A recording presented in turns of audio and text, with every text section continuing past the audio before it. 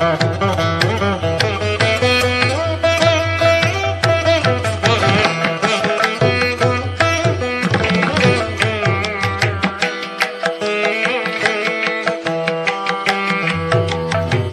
దుర్గా గాయత్రి అర్చక యాజ్ఞిక సేవా సంఘం ఆధ్వర్యంలో మిల్క్ ప్రాజెక్టు భీమనవారిపేట వద్ద వేంచేసి ఉన్న శ్రీ గంగానమ్మవారి దేవస్థానంలో 6వ రోజు శ్రీ లలితా త్రిపుర సుందరిగా భక్తులకు దర్శనమిస్తున్నారని సేవా సంఘం అధ్యక్షుడు డాక్టర్ విన్నకోట శ్రీనివాసరావు శర్మ తెలిపారు.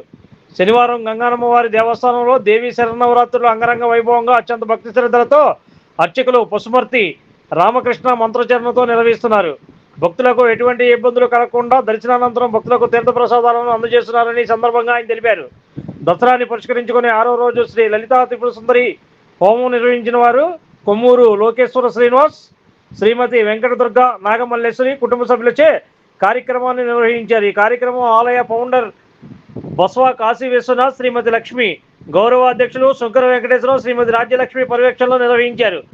ఈ కార్యక్రమానికి సహకరించిన దాతలు కుంచం శ్రీనివాసరావు, శ్రీమతి రాణి బొమ్మిశెట్టి, వెంకటదుర్గ శివనాగేంద్ర, శ్రీమతి నివేదిత యోధుబాటి వెంకటేశ్వర్లు, శ్రీమతి అంజలి పట్నాన అప్పారావు, శ్రీమతి లక్ష్మి పిళ్ళ యేసుబాబు, శ్రీమతి విజయలక్ష్మి, తమ్మిన సతీష్ కుమార్, శ్రీమతి వాణి అగస్తి రాఘవేంద్రరావు, శ్రీమతి రాజేశ్వరి సహకరించిన వారిలో ఉన్నారు. ఆయుష్ని, ఆరోగ్యాన్ని, ఐశ్వర్యాన్ని ప్రసాదించుగారు.